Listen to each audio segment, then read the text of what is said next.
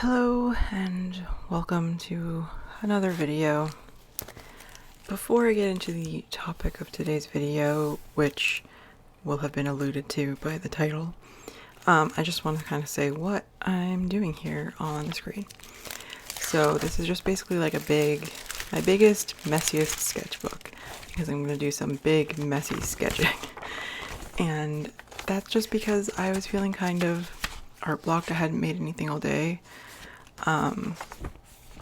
And I just needed to kind of let go because I was getting too hung up on like, I have to make something good, and that's just not true. So I decided to get out my cheap oil pastels that I've hardly ever used. I got them a couple years ago, and yeah, I hardly ever use them. I don't know, but I've been watching people using neo pastels a lot lately.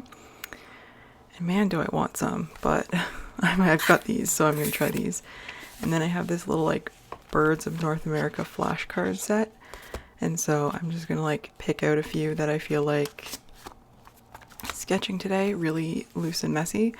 The page that I picked in my sketchbook is one that I had like pre-done some acrylic ink on that I was going to use as like a base or background for whatever I ended up painting on it or something, but then I didn't paint on it. So I sometimes just like pre-doing color backgrounds on some pages so that when I want to go paint, I have something with a bit of color and texture already there. So yeah, these are the birds I chose, and I'm not going to stick to the actual colors. Often I try to like approximate the colors, but today I was just like, no, I just turned my brain off because this is a bad art session. And it's nice to sometimes just do a bad art session. So that leads me into what I wanted to talk about, which is just allowing yourself to make bad art. And I mean, we've all heard this. We all know this. Everyone says it. Make bad art. It's like the only way to get over perfectionism and art block and all these things, comparison. But it's one of those things that I personally needed to hear it like 1,000 times before it clicked. And I also needed to experience it.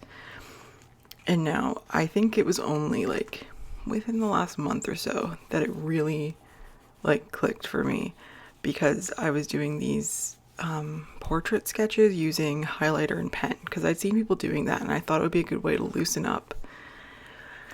And it was. But a lot of the other people I saw doing it did really nice like rendered sketches, and I was making scribbly mess. And I was like, well, I'm not doing this right. Like, and then I realized like, no, the whole point was to loosen up and just, not rely so much on tweaking and perfecting and just kind of like let things be a mess. And once I sort of accepted that I was like, these are going to be messy, these are going to be bad. And I kind of said that to myself. I was like, these are going to be bad, and that's okay. And as soon as I did that, I actually started to like them. Like, I genuinely liked them. And I think that's kind of one of those things that, like, I didn't really realize, is that part of what I didn't like about them was just that I was comparing to what I thought good art should be.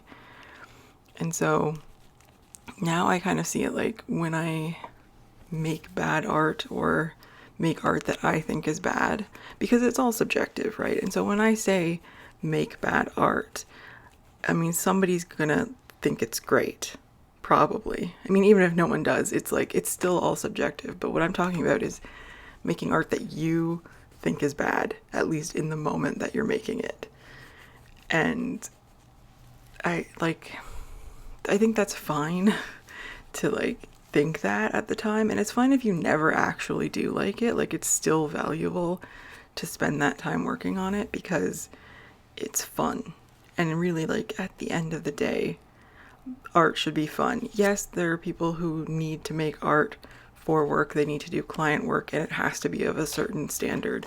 But everyone who makes art can, should, must, does make bad art. It's just a thing. Like, you can't just make good art all the time. That's not that's not a thing. Like, I think even if you stayed in a comfort zone forever because you're just like, I only enjoy drawing birds and I'm only ever going to draw birds, and you get really good at drawing this one particular bird and that's all you ever draw, you're still going to make bad ones sometimes. And again, by bad, I mean ones that you think are bad in the moment. And that's a very good thing. If you just only allowed yourself to make stuff that you immediately loved, then you would stop yourself from making things. Like, that's kind of how I get in my own way a lot of the time, is I'm like, I want to make something that I like, and then I freeze. It's just, you freeze up completely. And so you miss out on things, you miss out on experiences, you miss out on the fun of actually doing it, but you also miss out on some of the like benefits and good things that can come out of bad art. So things like, you might find that you use colors that you like. Like, for instance, this bird that I'm doing now, this woodpecker, I think, I really don't like the way it turned out in terms of like the proportions once it's finished, but I like the way I used the colors. I kind of tried to get close-ish to the actual reference illustration, and just like adding a bit of like extra to it and just kind of going a bit beyond what was actually there. And I think that this color palette with like the sort of soft pink and the bright red and the bright blue is like really appealing to me. I mean, I probably use that kind of color palette a lot, so and yeah, and I wouldn't have necessarily, I don't know, stumbled upon that if I was just trying to like make it look good, make it look accurate or whatever. I mean, accurate and good are not the same thing anyway, and I know this, but sometimes you get caught up in trying to just copy a reference rather than interpret it. And I think that's, again, the thing. It's like, if you're setting out to make bad art and you just want to like turn your brain off, just pick a reference and just go. Like, don't think about representing it accurately. Just go for it. And yeah, you just kind of end up with like shapes and marks and colors and things in ways that you maybe wouldn't have thought to do if you were really like focusing on it. And it's just like, it's just fun. You're just like moving your hand, I don't know, like you're getting into it, and it doesn't really matter how it turns out, which is kind of, you know, a freeing feeling. But like, even if you don't end up liking anything about it, like, it was still a good experience. I mean, if you follow Sandy Hester here on YouTube, she always says that all the bad goes into the good. And so like, everything you make in your sketchbook that's bad, or everything you make in general that's quote unquote bad, is like, it's learning, it's practice, it's reference, it's something that you can use in stuff that you make that's good later. And I really like that way of thinking about it, but at the same time, I think for me personally, I have to kind of detach the idea that I ever have to make good art. Like, you know what I mean? Like, I have to kind of, when I'm deciding, like, this is a bad art moment that I'm having, I have to decide that it's like, and I may never make good art again, or I may never like anything that I make ever again. And that's, again, okay, because at that moment, all that matters is that I'm putting something on the page that I'm enjoying the flow of it, and it doesn't really matter if it becomes anything else, if it's usable for anything else. But oftentimes it is, and oftentimes you find something in it that you actually like. And so like, you might discover, yeah, like I said, colors or textures or materials that you like using, but you may also discover like a style that you really like.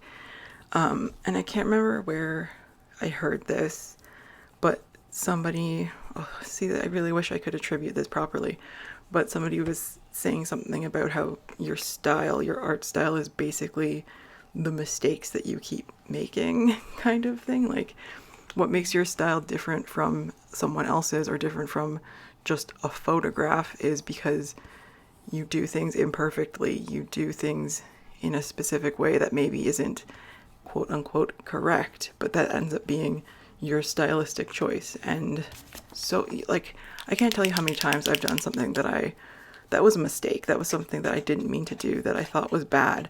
And people really liked it because it looked like a stylistic choice. It looked like something that I had decided, like, oh, I'm gonna subvert the expectation of what this thing should look like by doing this.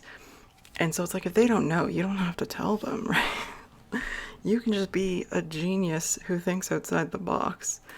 And I think that's something that we kind of like get so caught up on, like, oh no, I don't want to make mistakes, or that mistakes are something to be learned from, as in don't do that again, as opposed to seeing mistakes as like, hey, that turned out kind of interesting, maybe I should do that again.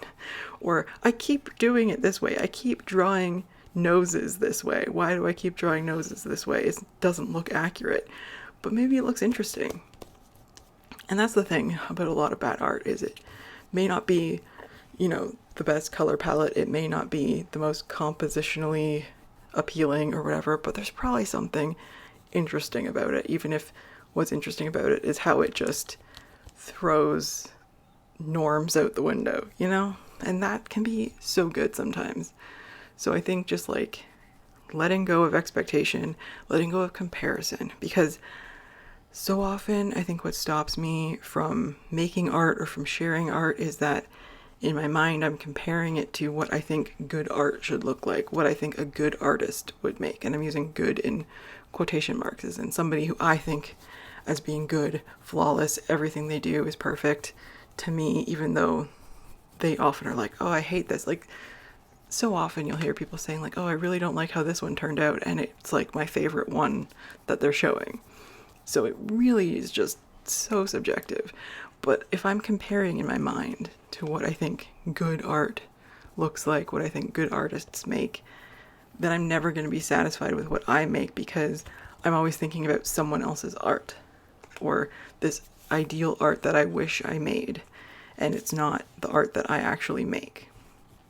So it's like, of course I'm going to be dissatisfied, and I'm going to think it's bad, and I'm going to be ashamed of it, and I'm not going to want to share it. But if I go into it being like, I'm going to make bad art, my art is bad, and that's okay, then I can just like go for it and just appreciate the things about it that, you know, I do enjoy. Even if the enjoyment is literally just the act of putting color on paper, or marks on paper, or on your iPad, or whatever it is you do to make art. Like, it really doesn't have to be such a big thing, and like, you don't owe anyone good art all the time. Now, yes, if you're a professional who makes art for clients and stuff, and you need to provide them a certain level of quality in the art you give them, sure, maybe in that case you owe someone a certain quality of art, although what they think is, you know, what they want is not necessarily going to be the same as what you think is good anyway. But if you're making art for fun, which I feel like everyone who makes art at some point makes art for fun, then you don't owe anyone good art. It doesn't have to be good at all. You don't have to share it if you think it's bad, but also I kind of like when people share the art that they think is bad, because oftentimes I end up really liking it, and I would have missed out on that, you know? So not that like other people have to like your art to like validate it, but that really like you're your own worst judge, I think, sometimes, in that like you will see everything that's wrong with something, whereas someone else might only see what worked. I think I went off on a tangent here, but basically, yeah, good art is not something that you have to ever do. So it's not just that the bad stuff goes into making good stuff. It's just that the bad stuff just is. It's just part of the process of making art. And even if that's where the process ends, is you just make bad art all the time, forever, that's still okay. Like, if you enjoy doing it, and really like to enjoy making art even when the result is something that you consider to be terrible, like that's just beautiful. Like, that is like the pure heart of making art, is just enjoying it anyway. So I don't know if I really made my point clear, but basically I make bad art and that's okay. So I'm packing up stuff here now, and I will give you a little like close-up look at the birds. I think I like the colors of the top left. Now, I think the left side ones I like the colors of the most, but I think I like the shape of the like top right. So the seagull or whatever, laughing gull, I think it was called. So yeah, like there's stuff that I liked about it. I don't like these like abstract blobs that I put in the background, the little dots and lines and stuff, but I was just filling space, and you know what? It's okay. It's all okay. So with that, I would like to thank you for watching, and I will talk to you soon. Bye.